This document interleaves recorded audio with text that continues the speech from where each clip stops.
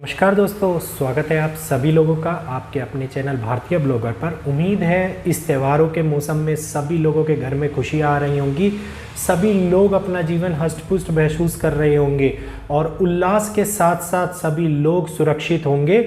और आज की इस वीडियो के अंदर जिस प्रकार से अभी कुछ दिनों पहले 7 दिन अंधकार वाली वीडियो भविष्य मालिका की मैंने आप लोगों को बताई थी, तो उसी के ऊपर आज मैं चर्चा को आगे बढ़ाऊंगा और इस बारे में बताऊंगा कि जो 7 दिन अंधकार था वो जल्द ही हम लोगों के ऊपर किस प्रकार से आ सकता है। ये केवल भविष्य मालिका की भविष्यवाणी के बारे में नहीं बताऊंगा, इसके अंदर जो नासा ने कल की रिपोर्ट प्रदर्शित करी है, आप सभी लोग नासा की वेबसाइट पे जाके चेक कर सकते हैं। सोलर तूफान जिसको कहा जा रहा है, वो आते तो बहुत टाइम से आ रहे हैं, लेकिन इस बार अभी तक मानव इतिहास का सबसे बड़ा सोलर तूफान उठा है, जो कई दिनों तक चला, कई हफ्तों तक चला, जिसकी किसी ने भी अपेक्षा अभी तक नहीं करी थी। साइंटिस्ट लगातार रिसर्च में लगे हुए हैं और उनका ये तक कहना है कि अगर इस तूफान की लहरें उठ के पृथ्वी तक आई तो पृथ्वी के ऊपर सारा टेलीकम्युनिकेशन, सारा इंटरनेट बंद हो जाएगा, पृथ्वी अंधकार के अंदर डूब जाएगी। तो ये सारी बातें क्या 2025 तक में सच हो जाएंगी? कि जैसे लगातार कहा जा रहा है कि एक बहुत बड़ा होल सूर्य के अंदर दिखाई दिया है जिसको गड्ढा कह रहे हैं, और ये तूफान इस बार बढ़ते जा रहे हैं। वैसे तो सूर्य पे तूफान आते रहते हैं, लेकिन सूर्य के तूफान लगातार बढ़ते जा रहे हैं। तो इसके ऊपर भविष्य मालिका के अंदर जब मैं आगे पढ़ रहा था तो उसमें एक बात लिखी गई है। उन्होंने कहा है कि जब कल वृक्ष के सारे पत्ते झड़ जाएंगे, जैसा हमने पिछली वीडियो में बताया था, तो समझ लीजिएगा कि सूर्य का प्रभाव अब बढ़ने वाला है। श्रीमद् भागवत पुराण के अनुसार कहा गया है कि धर्म की महिमा पवित्र भूमि पर प्रकट होने से पहले तब कहर बरसाती आई है जब तक लोगों ने उसको अपनाना नहीं चाहा। मतलब ये निश्चित है कि एक समय अंतराल के ऊपर अलौकिक शक्तियां आने वाले व्यक्तियों के पहले आभास में दे दी जाती हैं, और उस व्यक्ति के आने से पहले पृथ्वी अपनी प्राकृतिक संरचना को बदलाव का कार्य करती है, और शुरुआत के, मध्य में, अंत के बीच की जो रूपरेखा होती है वो केवल 5000 वर्षों तक ही सीमित होती है। इस 5000 वर्षों के बारे में सभी धर्म ग्रंथों के अंदर, देखिए कितने ध्यान से लिखा गया है इसमें, कि सभी धर्म ग्रंथों के अंदर इसको बहुचर्चित रूप से चर्चा में लाया गया है।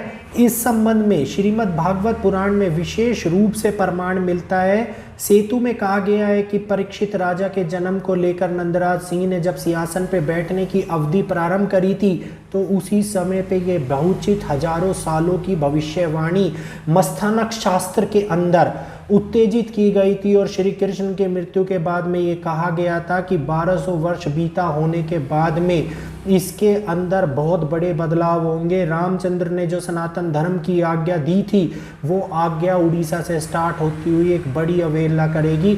जिस समय में लोग चारों ओर युद्ध के आशंका के अंदर जूझ रहे होंगे और ये सोच रहे होंगे कि पता नहीं कब उनकी मृत्यु निकट आ जाएगी, उस समय पे प्रभु अपनी लीला अपना रहे होंगे।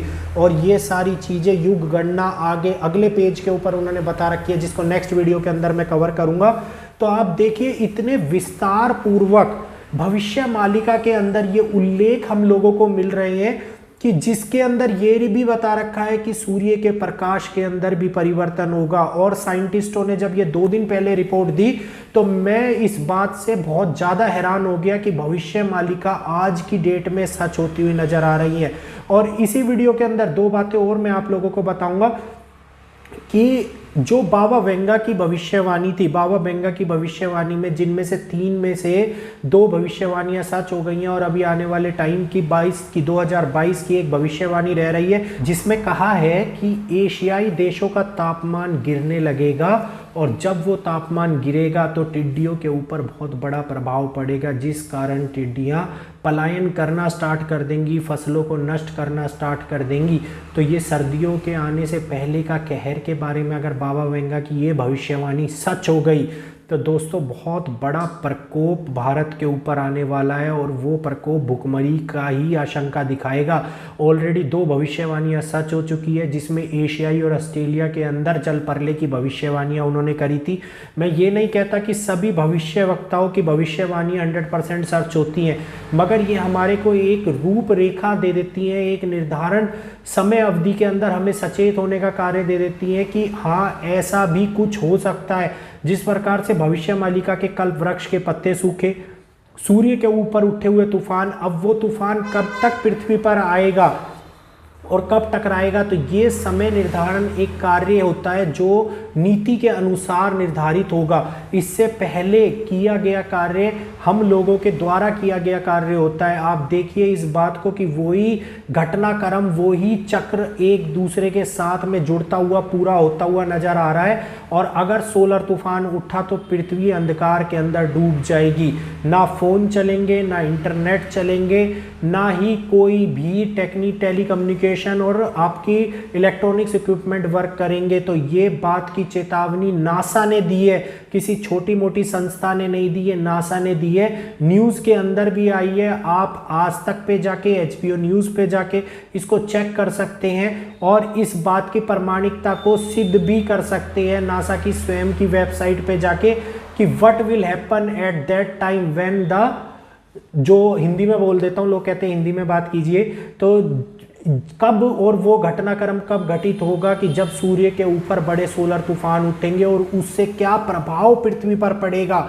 तो इस बात को समझिए, जानिए कि जल्द ही बहुत बड़ा युग परिवर्तन का दौर चालू हो चुका है और जो हम लोगों के पास में लगातार आता जा रहा है। और इस बात की चेतावनी ग्रह नक्षत्र भी दे रहे हैं, इस बात की चेतावनी महान भविष्यवक्ता भी दे रहे हैं। और भविष्य मालिका बहुचर्चित रूप से इसलिए चर्चा में आ रही है क्योंकि लिखा गया था कि कलयुग के अंत के बारे में बहुत बड़ी चर्चा होगी। आप सभी लोगों की बात को मैं आज एक और मत में सहमति देता हूं कि अगर आप लोग ये कहते हैं कि कलयुग 4,32,000 साल का है, वैसे तो नहीं है, लेकिन अगर बोलते हैं तो उस मत के अनुसार भी ये लिखा गया है कि 5,000 वर्ष के बाद में गंगा पलायन कर जाएगी धरती पर से।